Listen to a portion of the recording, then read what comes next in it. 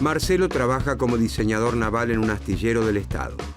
Desde su inauguración, a mediados de los años 50, el astillero ha crecido de manera sostenida hasta convertirse en uno de los más importantes de la región.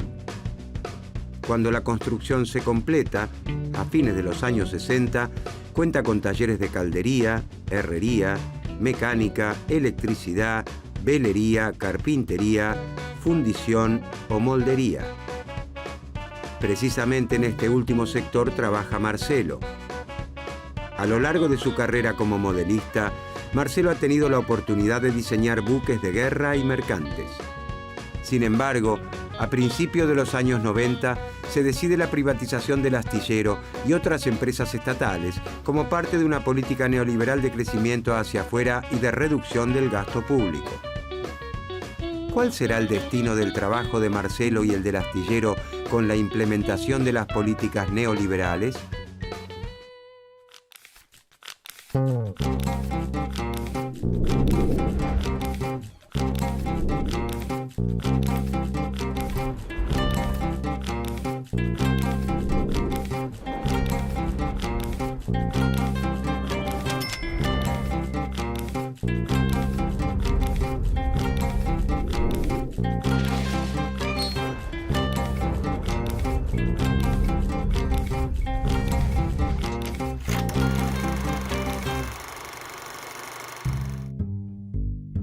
A fines de los años 70, el modelo económico de sustitución de importaciones implementado en distintos países latinoamericanos es reemplazado por modelos de apertura y liberalización.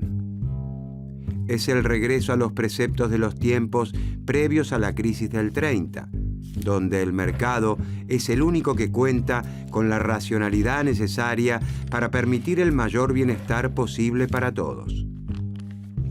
Durante la vigencia del modelo de sustitución de importaciones, Latinoamérica logró desarrollar su capacidad productiva y mejorar las condiciones de vida de su población. Entre las décadas de 1930 a 1970 se crearon cientos de miles de puestos de trabajo en la industria, los trabajadores recibieron mejores salarios y se redujo la pobreza. Latinoamérica y muchas regiones del mundo prosperaron gracias a la instalación de nuevas fábricas y se formaron numerosos ingenieros, técnicos y obreros calificados especializados en las distintas ramas de la industria. El modelo, inspirado en parte por el New Deal norteamericano, se basaba en el acceso al consumo de los sectores populares. Por lo tanto, los productos de la industria no eran fastuosos, sino más bien simples. El objetivo no era vender poco y caro, sino mucho y barato. El empresario asociado a este modelo era Henry Ford. Su modelo de producción reconocía que si sus trabajadores cobraban buenos salarios, estarían en condiciones de comprar sus autos. Si los explotaba para reducir costos, sus autos difícilmente encontrarían un mercado. El Estado jugaba un rol claro en la economía, tanto en los países centrales como en los periféricos. Si destinaba sus recursos a la salud, la educación pública, la protección social, la obra pública y hasta los seguros de desempleo, las personas dispondrían de dinero para volcar al mercado mediante la compra de distintos bienes y servicios. Existía consenso en que esto era lo mejor para todos, los capitalistas y los trabajadores. Sin embargo, en Latinoamérica, las crisis recurrentes por la falta de divisas para financiar las importaciones no pudieron evitarse. La producción se volcaba fundamentalmente al mercado interno, pero se requería de insumos, maquinarias y repuestos importados. La necesidad de dólares para adquirirlos superaban a las divisas que generaban las exportaciones agropecuarias y se producía una nueva crisis.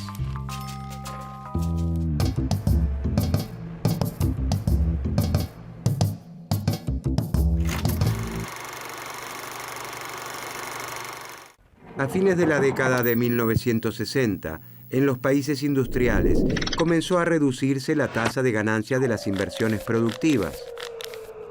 Para reducir costos, las principales empresas de los países centrales comenzaron a realizar actividades productivas en algunos países asiáticos, donde los salarios eran muy bajos.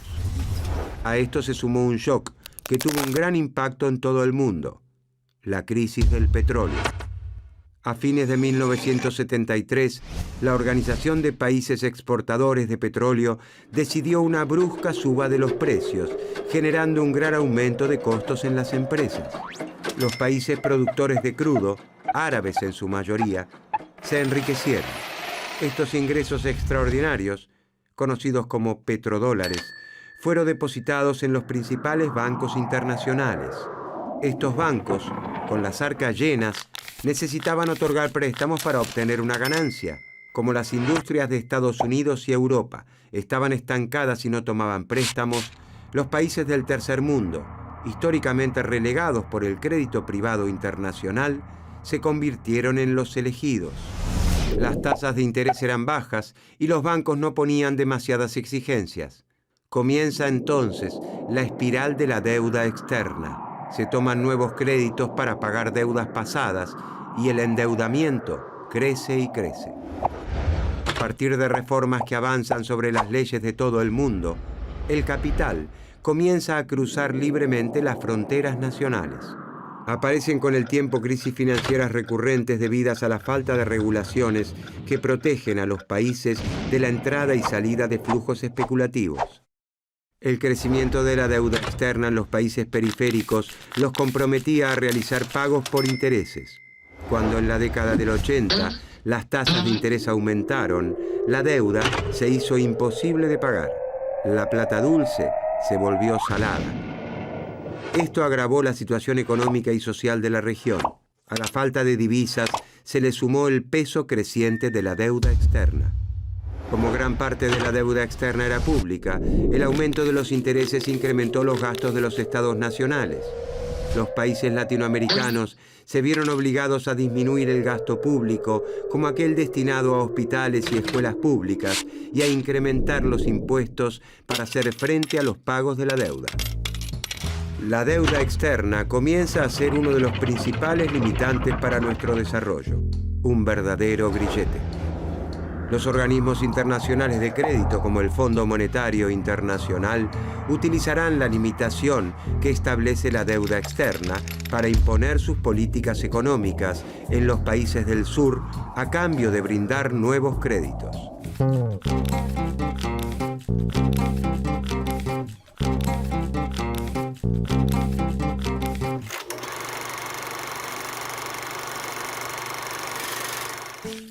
El neoliberalismo se impone a principios de la década del 80 con los gobiernos de Ronald Reagan en los Estados Unidos y de Margaret Thatcher en Inglaterra. Luego, la caída del bloque soviético a principios de los 90 lo fortalece. Existe en el mundo una única manera de organizar la producción de la sociedad: el libre mercado. En Argentina, Chile y otros países latinoamericanos, el liberalismo regresa con una fuerza arrolladora, destructiva, de la mano de regímenes militares que hacen del terror y la muerte su ley. Los dictadores y sus técnicos aseguran que los problemas latinoamericanos se deben a la excesiva intervención del Estado en la economía, que había desalentado la actividad del sector privado. Aseguran que los países deben aceptar el lugar que ocupan en la División Internacional del Trabajo, especializarse en los bienes primarios, terminar con la protección de la industria, abrir la economía y propiciar que sobrevivan aquellas empresas que se encuentran en condiciones de competir con las grandes empresas de los países centrales.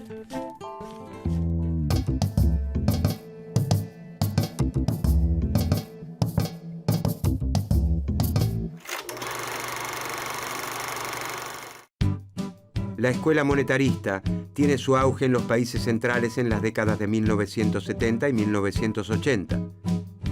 También se la conoce como la Escuela de Chicago, ya que muchos de sus integrantes se formaron en la Universidad de Chicago. En 1976 y 1982, Milton Friedman y George Stigler, dos de sus principales referentes, ganan el Premio Nobel de Economía. A A partir de entonces, la Escuela de Chicago es la expresión del pensamiento económico dominante. Muchos economistas latinoamericanos se forman en esta escuela y adaptan sus ideas a nuestras naciones cuando ocupan lugares de influencia en sus países de origen. A esos cuadros técnicos se los conoce como Chicago Boys. La influencia ideológica que acarrea la formación en el exterior se la trata de disimular como especialización técnica. Las políticas económicas ya no se adaptan a las particularidades de cada país, pues se las considera universalmente válidas. Este pensamiento único liberal se extiende y fortalece a todos los puntos del globo. Este proceso encuentra su máxima expresión en la década de 1990 de la mano del neoliberalismo y el consenso de Washington.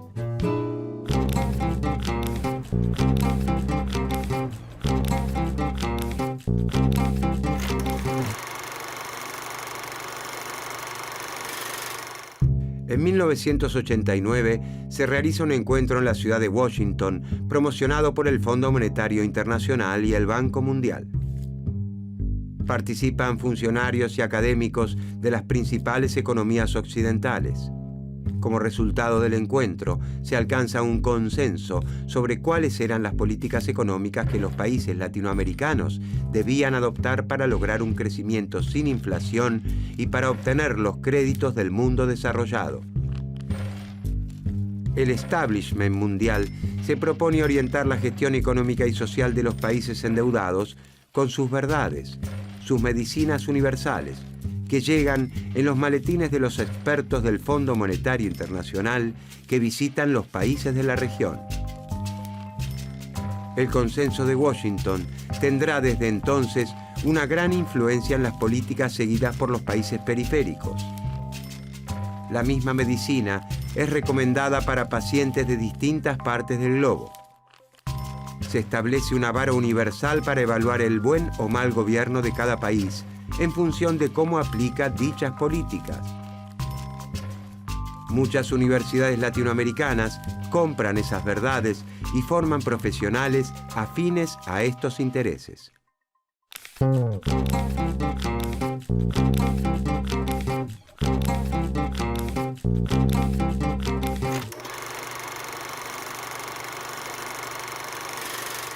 El liberalismo económico supone como premisa que el Estado, a diferencia del sector privado, es irracional e ineficiente al gestionar recursos económicos. El Estado no sabe gestionar, es ineficiente, corrupto, molesta. Los empresarios, en cambio, toman decisiones acertadas, quieren hacer las cosas bien. La competencia con otros empresarios es un incentivo para ofrecer productos cada vez mejores y más baratos. Por eso, los consumidores los seguirán eligiendo y no los reemplazarán por otras marcas. Los liberales dicen que los mercados van encontrando ellos mismos el equilibrio si se los deja funcionar libremente. Dejarlos funcionar libremente significa que ni el Estado ni los sindicatos deben intervenir.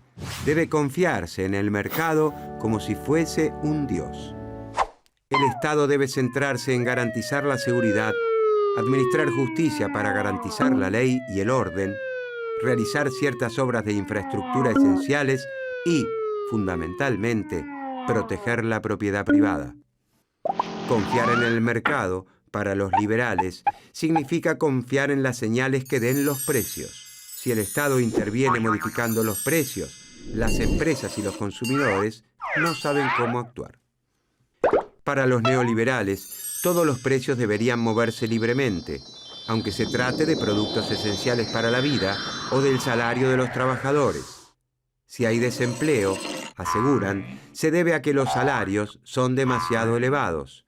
Por eso propone la flexibilización del mercado de trabajo, los esquemas de pasantías, la reducción de las indemnizaciones y el corrimiento del Estado como regulador del mercado de trabajo.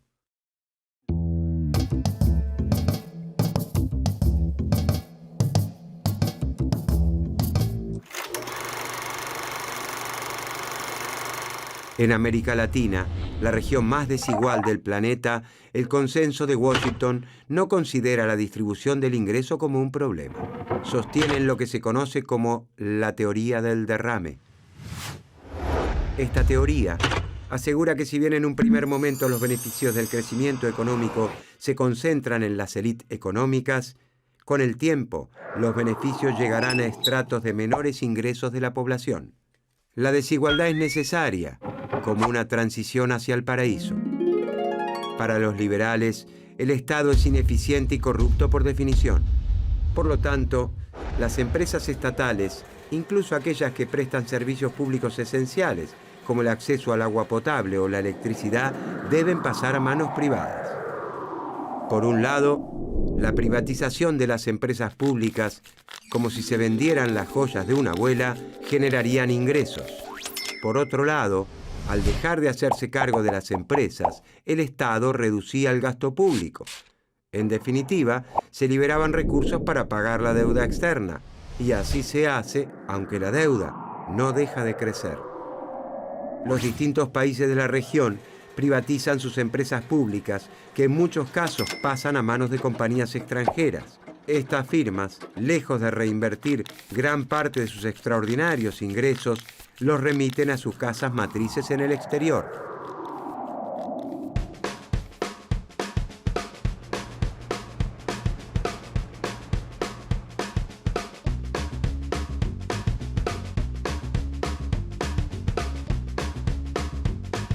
Durante la década de 1990, el astillero donde trabaja Marcelo pasa a manos privadas. El Estado no considera a la navegación una actividad estratégica que merezca su sostenimiento. Los nuevos dueños reducen la actividad a los sectores donde pueden obtener algún beneficio extraordinario. La mayoría de los talleres son desmantelados y miles de trabajadores son despedidos. Marcelo conserva su puesto de trabajo, pero ya no se emplea como modelista naval. Solo se limita a confeccionar presupuestos, proponer modificaciones o reparaciones mínimas. La falta de inversión y la apertura al mercado mundial hace imposible la competencia con las compañías navieras más experimentadas y tecnificadas del mundo. ¿Cómo justifican los neoliberales la situación de Marcelo y de millones de latinoamericanos?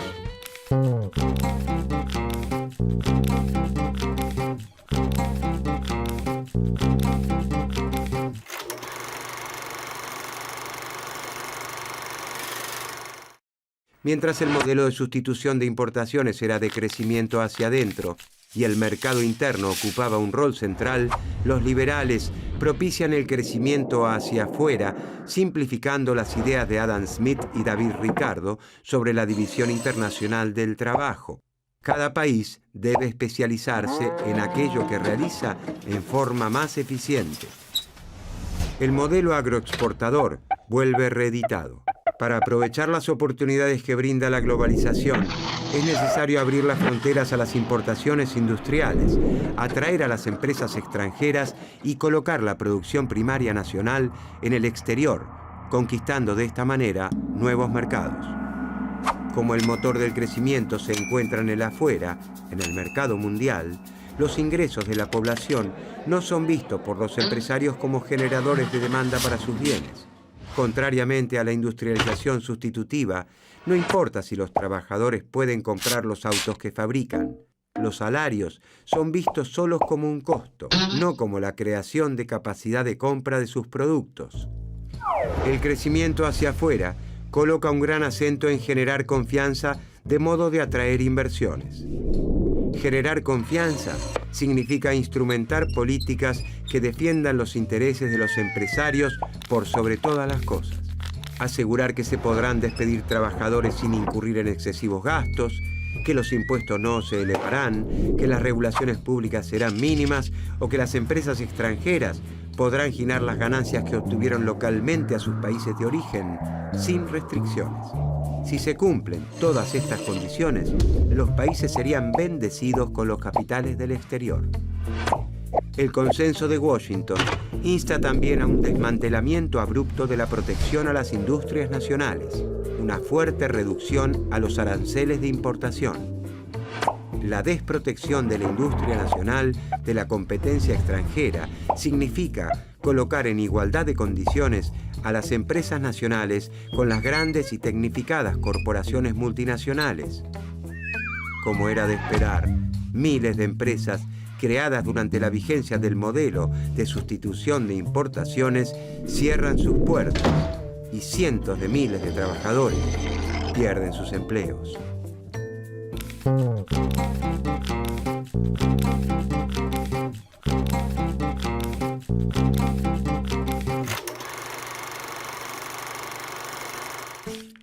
Durante las décadas de 1980 y 1990, los países de América Latina llevan adelante las reformas estructurales propuestas por el Consenso de Washington.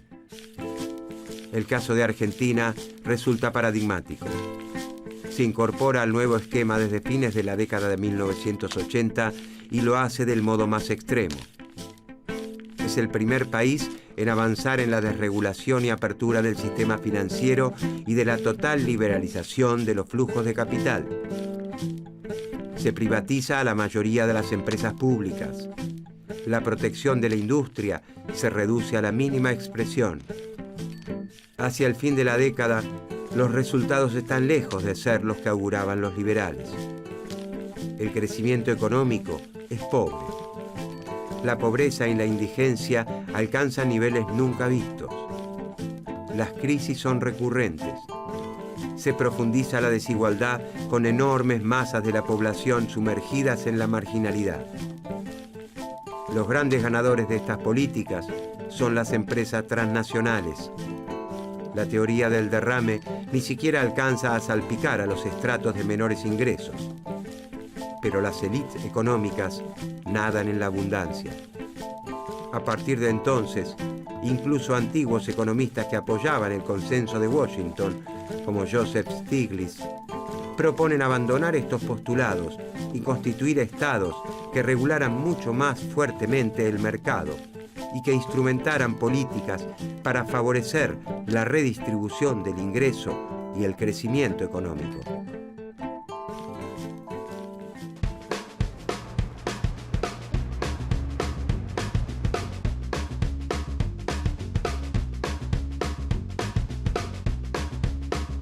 El fracaso de las políticas neoliberales lleva a un cambio de rumbo. Tras una crisis económica de proporciones nunca vistas, el Estado vuelve a hacerse cargo de las empresas estratégicas, entre las que se encuentra el astillero donde trabaja Marcelo. Se decide un plan de inversión y los viejos talleres desmantelados por deficitarios reabren e incorporan nueva tecnología. Para recuperar el antiguo nivel de actividad del astillero, el Estado estimula la firma de nuevos contratos, especialmente con los países de la región que deseen manejar o modernizar su flota.